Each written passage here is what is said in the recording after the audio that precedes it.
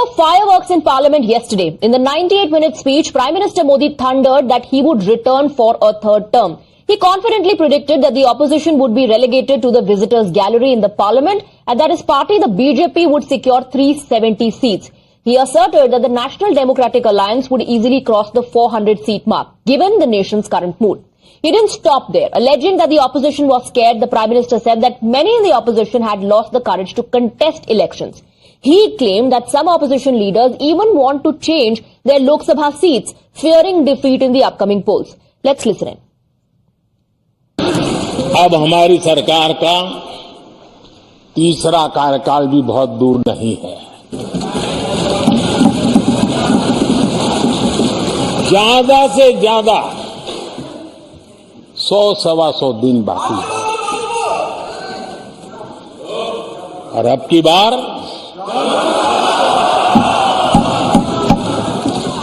पूरा देश कह रहा है, अब की बार खड़गे जी भी कह रहे हैं,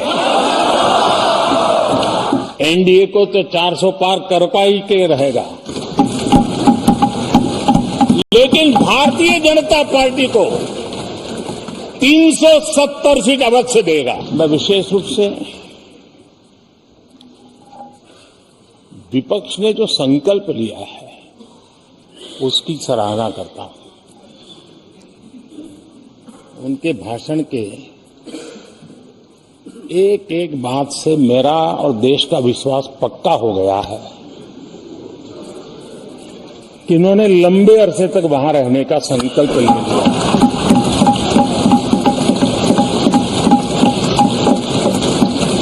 जैसे यहां बैठे थे वैसे ही कई दशक तक वहां बैठने का आपका संकल्प,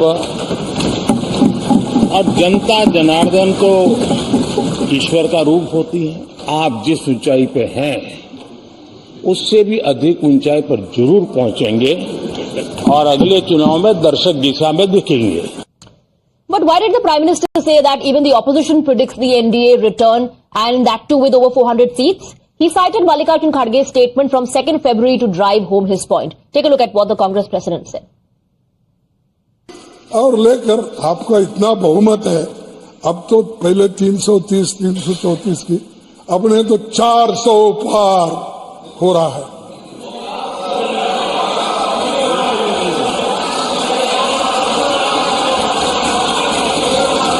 अरे 400, अरे तुम सुन के आओ सर, मेरा दावा है ये लोग ठहर के चुन के आने दो सब। नहीं, ये लोग ठहर के चुन के आने दो।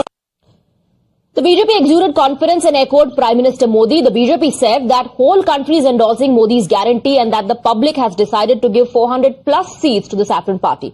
Conversely, the opposition maintained that the 2024 verdict would sound the death knell for Prime Minister Modi's arrogance. Listen into the fierce war of words. ये सच्चाई बोल रहे हैं प्रधानमंत्री जी दोनों मामले में। 400 के पार ये तो जनता का मूड है, देख रहे हैं आप भी। तो 370 तो भाजपा को आएगा ही आएगा पार। प्रधानमंत्री को हमेशा ये विपक्ष के लोग कुछ बोलते रहते हैं भाई, वो उनकी बातों से क्या कितना अच्छी तरह से बता रहे थे हमारे प्रधानमंत्री। 370 बीजेपी और 400 एनडीए, एक कड़ी चुनौती लगती है आपको? नहीं, चुनौती नहीं, ऐसे ही होगा। जिस तरह से प्रधानमंत्री ने आज राम मंदिर के प्राण प्रतिष्ठा से लेकर के राष्ट्र की प्रतिष्ठा के लिए जिस तरह से दुनिया की वैश्विक चुनौतियों में भारत को 5वीं अर्थव्यवस्था पे ले आए हैं, किस कॉन्फिडेंस से कहा कि हम अगली बार 3री अर्थव्यवस्था बनेंगे, तो वो कहीं न कहीं देश की जनता का जिस तरह का विश्वास उन्हें मिल रहा है वो उनका आत्मविश्वास बोल रहा है। और दूसरी बात, कांग्रेस पार्टी जिस एक प्रोडक्ट को बार बार पेश कर रही, वो अपनी लोकसभा नहीं जीत पाए बैठी, और उनके नेतृत्व में विकल्प बनना हो तो देश की जनता भी ऊब चुकी है। अब लोकसभा का सत्र चल रहा है तो सत्र जरूरी है कि वो सैर कर रहे हैं, यात्रा निकाल रहे हैं। आखिर अगर कोर्ट ने भी उनको स्टे दिया कि फिर से आप सांसद के रूप में काम कर सकते हैं, तो उनको इस सदन में रहना चाहिए बजट सेशन में। The BJP, of course, is backing Prime Minister Narendra Modi. Also listening to how the opposition, in fact, targeted the Prime Minister. सुना मैं क्या आपके सवाल क्या है? मैं देखता हूं कि ये एरोगेंस और गर्व का प्रकाश है। ये लोकतंत्र को वो पहले से पकड़ लेते कि जीत जाएगी, ऐसा होता नहीं है। अब अगर एग्जैक्ट 370 बोल रहे हैं और एनडीए चाहते हो, इसका मतलब रिगिंग का कंप्लीट हो गया काम, इतना ईवीएम सेट हो गया। मतलब देश के आप प्रधानमंत्री हैं, अब कहिए ना कि हम भारी मोहम्मद से आएंगे। एग्जैक्ट नंबर 370 जब आप कहते हैं ना तो शक होता है। अगर आप अपने वादे को ना पूरा करके भी अगर 370 का सपना देख रहे हैं तो मैं समझता हूं लोकतंत्र हमारा स्वस्थ नहीं है। See, in this country, anyone and everyone has the right to dream. Naturally, the Prime Minister also has the right to dream about that. I never thought the elections are over. It's going to take place only. And whether opposition will be relegated to the visitors gallery.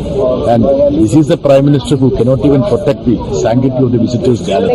That is the plight of it. So he would be haunted by the failure of this government in protecting the visitors gallery of the parliament. The RJD MP Manoj Jha, now the Congress party is also raking up the EVM issue. Tariq Anwar of the Congress says this proves the election is a fixed match.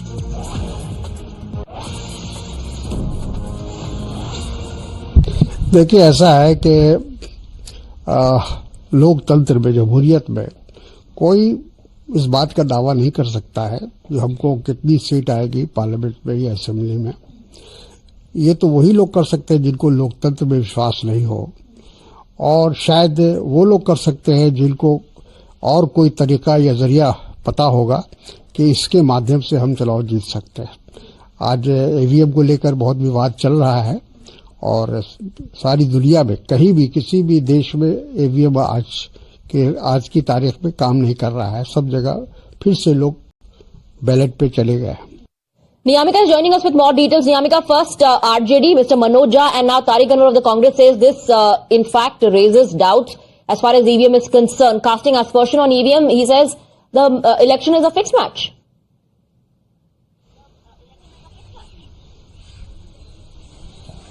Well, absolutely, as this is not the very first time when Congress party or the other opposition parties have raised concern regarding the issue of EVM, as this time the statements are coming on when the Prime Minister has claimed that the BJP is going to get 370 seats and the NDA is going to get the 400 plus seats in the upcoming 2024 general elections, and that is the reason why many questions are being raised on the part of the various opposition parties, whether it is about the RJD or even the National Conference or even the Congress party. They all are saying that this shows that how the BJP has got new tactics to win the elections, as it is the Congress party's senior leader Tariq Anwar who has said that no one can give such an exact number that how many seats any party is going to get in the upcoming elections, and if they are claiming that they are going to get 370 seats, that means that there is some serious matter, there is some serious concern about it, and that is the reason why a lot of questions are also being raised regarding the EVM, as Tariq Anwar has said that this raises a question upon the democracy of our country as well,